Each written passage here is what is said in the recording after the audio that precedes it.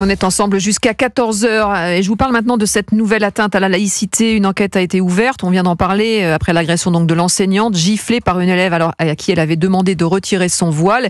Écoutez ce qu'en pense Didier Lemaire. Didier Lemaire, le philosophe, il était sur le plateau de CNews et il appelle la classe politique à en faire plus pour le corps enseignant. Je ne reconnais pas l'école dans laquelle j'ai enseigné lors de mes premières années. Et pourquoi ? Parce que il y a eu cette offensive islamiste à partir des années 2000-2010 qui s'est renforcée. Or, l'État a abandonné ces enfants à des recruteurs salafistes, des idéologues, des fréristes, etc. Ils ont utilisé la religion comme un cheval de Troie pour détruire notre pays. Voilà. Et il faut une réponse politique face à ce cheval de Troie. Voilà la réponse de Didier Lemaire, le professeur de philosophie. Jules Torres, on apprend que début septembre, cette jeune femme avait déjà enfreint les règles en se présentant en abaya malgré l'interdiction. Oui, elle avait refusé finalement de respecter la circulaire de Gabriel Attal, qui a d'ailleurs été validée par le Conseil d'État. Ce qui arrive aujourd'hui à cette professeure, malheureusement, n'est pas étonnant. Didier Lemaire le raconte assez bien. Il raconte l'abandon que lui a vécu. D'ailleurs, Didier Lemaire n'est plus professeur de philosophie. Je crois qu'il enseignait à Trappes. Donc on voit bien que celui qui était menacé a dû quitter son métier, a dû quitter comme son Maurice établissement. Ravel, ce proviseur de comme lycée. le proviseur à Maurice Ravel en février dernier. Absolument, qui d'ailleurs a brisé le silence il y a quelques jours, et je pense que son témoignage éclaire beaucoup la situation actuelle. Tout comme cette professeure, on l'a un petit peu révélé ce matin, il y a une dizaine de professeurs, sachez-le, qui soutiennent encore aujourd'hui, malgré l'agression d'une enseignante, certains professeurs du lycée Sévigné de Tourcoing qui soutiennent l'élève au nom de la lutte contre la discrimination. Je ne sais pas s'ils le prononcent, mais en gros au nom de la lutte contre aussi l'islamophobie. Donc c'est quand même assez frappant. On voit aujourd'hui qu'il n'y a pas seulement les personnes qui sont acquises aux thèses des frères musulmans, de la montée de l'islam radical, qui soutiennent le fait qu'aujourd'hui, on peut venir dans une école avec un signe religieux, avec un voile. Finalement, je crois qu'on n'a rien réglé depuis l'affaire du voile de Creil en 1989. La laïcité est menacée, Nathan Devers. Écoutez, d'abord, je tiens à dire mon soutien plein et entier à cette enseignante qui a été violentée. Je tiens à dire mon soutien plein violenté parce qu'elle demandait à ce qu'on respecte la loi en fait qui existe dans la cour de l'école française. Mon soutien plein et entier au corps enseignant en général. Je connais plein d'amis professeurs, etc. qui ont peur, qui ont eu des problèmes, qui ont déjà été confrontés à ce genre d'incidents. Et évidemment qu'il ne faut pas avoir la moindre forme d'ambiguïté quant à la condamnation de ce qui s'est passé. Ceci étant dit, on peut avoir une réflexion critique sur la loi de 2004, sur l'interdiction du port de signes religieux à l'école. On peut, et c'est mon cas par exemple, estimer qu'il y a une confusion française. Il me semble que quand on est pour la laïcité, pour la séparation du théologique et du politique, on doit à l'école lutter contre toute forme de comportement fanatique qui viendrait des élèves. Donc le fanatisme, c'est une idéologie, c'est quelque chose qui se joue dans la tête, c'est une idée. Donc c'est par exemple la volonté prosélyte de vouloir convertir autrui, l'intolérance vis-à-vis des élèves qui sont d'autres religions, l'intolérance vis-à-vis des cours de français, des cours de philosophie, des cours d'histoire, le refus, la contestation de l'enseignement, oui, exactement, c'est ça, des paroles homophobes, etc., etc. Les signes religieux, ce n'est pas un marqueur de fanatisme. Je pense qu'il y a, vous savez, c'est la distinction qu'on fait souvent entre laïque et laïcard. Il y a un côté un peu laïcard à estimer que dès lors que quelqu'un va mettre une croix, une kippa, un voile, que c'est déjà un signe de séparatisme. Moi, quand j'enseigne... On a le droit de mettre une croix, mais il faut qu'elle soit discrète. Mais aujourd'hui, le voile, Nathan, est utilisé par certains tenants d'un islam radical. Le voile est considéré comme quasiment un objet politique. Donc c'est pas être laïcard aujourd'hui de dire que le voile est utilisé par certains pour affirmer une idéologie ou même une religion ou une version radicale d'une religion qui est, à mon sens, contraire non seulement aux valeurs de laïcité, non seulement contraire aux valeurs de la République, mais aussi aux valeurs de la France. Alors, mais justement, c'est intéressant ce que vous dites. En effet, les islamistes tiennent le voile pour un objet politique, mais ça ne veut pas dire que les femmes voilées, toutes les femmes voilées, le font. J'aimerais rappeler qu'à l'université, cette loi ne s'applique pas. Une femme voilée peut venir étudier, enseigner à l'université. Ils sont majeurs à l'université. Oui, la jeune femme a 18 ans, mais là on parle de mineurs dans des écoles, dans des collèges. Vous avez raison, mais à l'université c'est un non-sujet. Et il me semble que l'un des effets de cette loi de 2004, et même de ce qui s'est passé depuis le voile de Creil en 89, c'est que ça augmente le nombre de gens qui vont dans des lycées privés. dans des lycées confessionnels. Je vois plus de communautarisme, je vois plus de séparatisme dans la volonté d'aller dans un lycée confessionnel où on va être que avec des gens de sa propre religion, que dans le fait de dire j'ai un voile, je viens à l'école et je vais rencontrer des chrétiens, des athées, des juifs, etc. Et peut-être c'est une minorité quand même, ces écoles confessionnelles, c'est des écoles hors contrat, donc c'est quand même pas la majorité. Oui, et même dans le privé, même si ça concerne de plus en plus de familles. C'est une minorité, mais c'est quand même en augmentation. On voit qu'il y a de plus en plus depuis les années 80. Dans les établissements privés sous contrat, on doit respecter la loi, la laïcité. Oui. Dans les établissements privés sous contrat confessionnel, on a le droit, je crois, d'avoir des signes religieux. Pas les établissements sous contrat, non, c'est impossible. Mais en tout cas, et peut-être une dernière chose qu'on peut rappeler, c'est que les femmes iraniennes aujourd'hui qui se battent, qui font un combat héroïque précisément, elles se battent pas contre le voile. Elles se battent contre l'obligation de porter le voile. Autrement dit, elles ne se battent pas pour une société où aucune femme ne serait voilée. Elles se battent pour une société où chaque femme peut décider de se voiler ou de ne pas se voiler. Et il serait faux de croire que mécaniquement, toutes les femmes qui se voileraient le feraient par soumission. Un exemple tout bête, des femmes qui se convertissent à l'islam et qui décident, parfois en étant célibataires, en n'ayant aucun musulman dans leur entourage familial et social, qui décident spontanément de commencer à se voiler, alors elles ne le font pas par soumission, même si certains peuvent estimer que le voile serait un symbole du patriarcat. Et pourquoi certaines respectent et attendent la sortie de l'école pour mettre ce voile et pourquoi d'autres ne le font pas, alors dans ce cas-là, sachant qu'il y a un règle qui existe. Surtout qu'elle, a priori, elle était récidiviste, les informations du journal du dimanche. Pour une raison toute simple, c'est que l'islam, comme le judaïsme, sont des religions d'orthopraxie. C'est-à-dire que, contrairement au christianisme, le rapport à Dieu ne passe pas par l'amour, par la foi, etc., mais passe par la loi, par le respect scrupuleux, aveugle diront certains, de ce qu'on estime être la loi donnée par Dieu. Donc à partir de là, si vous voulez, il est en quelque sorte presque normal que des gens qui sont partisans d'une lecture orthopraxique de leur religion respectent cette pratique orthopraxique. Mais ça, c'est pas l'école républicaine, c'est pas l'école prônée par Jules Ferry, ce dont vous parlez. L'interdiction des signes religieux, c'est 2004. Et moi, je vous dis, voilà, j'ai enseigné 4 ans à l'université, il y a plein d'étudiants de voilés, j'en fais même pas un sujet, je ne le vois pas. Est un combat un petit peu différent. Vous parliez, et j'en ai parlé aussi, du voile de Creil en 1989. Et je pense que le péché originel, il est aussi là. C'est-à-dire qu'on avait un proviseur qui avait refusé à 3 jeunes filles de porter le voile dans son établissement. Il avait été complètement lâché par la gauche, par Lionel Jospin, par SOS Racisme, qui avait non pas accusé le proviseur, mais qui s'était dédouané en disant que finalement il dévoyait la laïcité.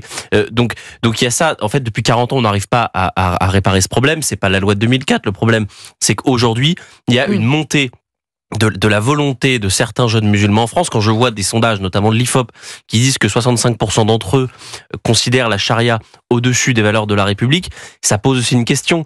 Ça pose la question du respect de la loi, ça pose une question de respect des valeurs françaises. Il y a 100 ans, il n'y avait pas le voile, la question du voile se posait pas. Donc il faut aussi à un moment donné poser la question du fait que la religion aujourd'hui est omniprésente dans notre société et que ça pose un problème jusque dans nos écoles. Et pour preuve, ces enseignants, information du journal du dimanche, certains enseignants qui soutiendraient cet élève, donc qui a giflé cette enseignante, une dizaine, au nom de la lutte contre la discrimination. Ça vous fait réagir. Tiens, on a Thomas qui nous appelle au 01 80 20 39 21. Bonjour Thomas. Bonjour. Merci d'être avec nous. Vous nous écoutez dans l'Aisne et vous vouliez réagir. Oui, effectivement. Donc, j'ai travaillé moi-même 6 ans dans l'éducation nationale en tant qu'assistant d'éducation. Dans un collège, dans un lycée ? Dans un collège en zone d'éducation prioritaire. Et j'ai été confronté moi-même à ce genre de soucis de port de voile, de signes religieux. Et en tant qu'assistant d'éducation, on est, nous, les premiers sur le terrain, les premiers confrontés à ce genre de situation, et les premiers à intervenir. Donc, je faisais respecter tout simplement cette règle basique de laïcité qui était également inscrite dans le règlement intérieur de l'établissement. Et ça se passait parfois très bien avec certaines élèves qui retiraient, qui acceptaient cette règle assez basique. C'était en quelle année ? Mais avec d'autres, c'était il y a 6 ans, c'était en 2018. Oui, donc la loi était déjà passée, ok. La loi était déjà passée, effectivement.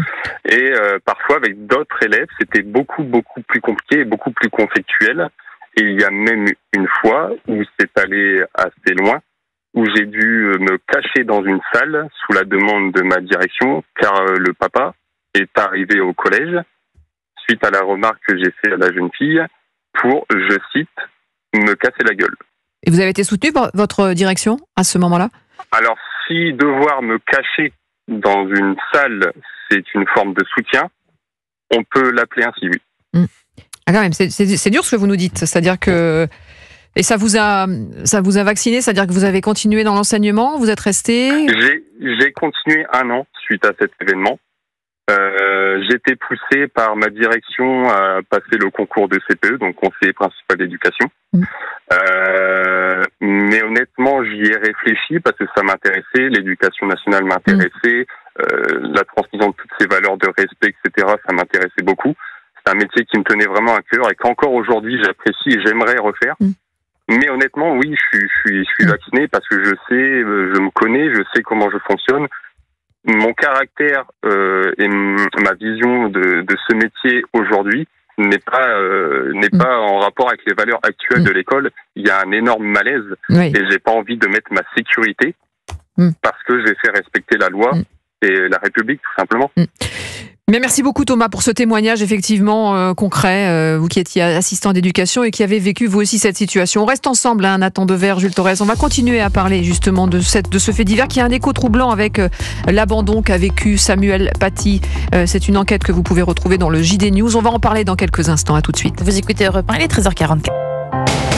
13h, 14h. Europe 1, 13h. 13h48 sur Europe 1, la suite d'Europe 1, 13h avec vous, Céline Giraud. Et aujourd'hui, pour décrypter l'actualité, avec vous, l'écrivain et philosophe Nathan Dever et le journaliste politique au Journal du Dimanche, Jules Torres. Et on vient d'en parler, de l'affaire de Tourcoing. Il y a eu Arras également, le lycée Maurice Ravel. Les attaques, les intimidations envers le corps enseignant se multiplient ces derniers mois, ces dernières années. Et 4 ans après la mort de Samuel Paty, eh bien, C8 va diffuser le 16 octobre un documentaire choc sous les dessous de cette affaire. Bande-annonce. Une nouvelle attaque terroriste à Conflans-Sainte-Honorine. Un professeur a été décapité devant l'établissement. Le 16 octobre 2020, la France découvre le tragique destin de Samuel Paty. Dans ce qui arrivait à mon frère, il y a eu plein de petits événements qui auraient sans doute pu le sauver. Pour la première fois, Michael Paty nous plonge au cœur de son combat. La culture de la Libye, soit religieuse, soit ethnique, est utilisée pour commettre les pires exactions. Un combat pour la vérité et la laïcité. Samuel était complètement dans son rôle pédagogique de l'éducation nationale. Quand un imam vient dans une école pour régler des problèmes, la République, elle a failli. C'est un scandale d'État. La descente aux enfers de Samuel aura duré 11 jours. Les derniers jours de Samuel Paty, le combat de sa sœur pour la vérité, mercredi après TPMP sur C8. Voilà, au nom de mon frère, le 16 octobre sur C8. Et dans ce film, Jules Torres, on retrace avec une précision d'orfèvre véritablement l'enchaînement des circonstances qui finalement ont mené au pire. C'est une enquête accablante sur la mort de Samuel Paty qui est un scandale d'État. Scandale d'État pourquoi ? Parce que d'abord, Michael Paty, la sœur, nous raconte toutes les failles qu'il y a eu. Les premières failles, ça commence par finalement la lâcheté de son entourage professionnel.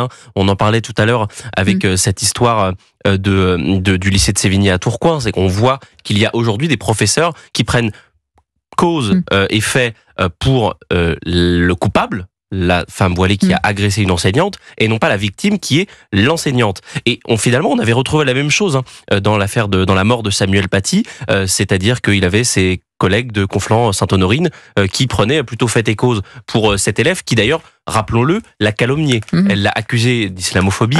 Ensuite, c'était monté sur les réseaux sociaux. Elle n'était même pas au cours. Donc déjà, la lâcheté de celle qui l'a calomnié, la lâcheté de l'entourage professionnel, la lâcheté de la direction qui a essayé de passer tout ça sous le tapis. Et puis le rectorat, l'éducation la dernière nationale. lâcheté, s'il y en a deux, c'est celle de l'État qui a une double responsabilité. Non, déjà parce que il y avait quelqu'un qui était connu des services de police pour idéologie islamiste et donc qui aurait dû être entravé dans son exécution de Samuel Paty. Et ensuite, l'État a quand même refusé, par exemple, la protection policière de Samuel Paty. Et donc, finalement, lui a peut-être mis pas une cible dans le dos, mais en tout cas n'a pas fait tout ce qu'il avait en son pouvoir pour protéger Samuel Paty. Donc, à mon avis, ce documentaire, cette enquête accablante, va donner beaucoup de chair à tous ceux qui aujourd'hui subissent cet abandon et subissent cette pression islamiste en France. Et ce documentaire et cette enquête qu'on peut retrouver d'ailleurs dès aujourd'hui dans le JD News,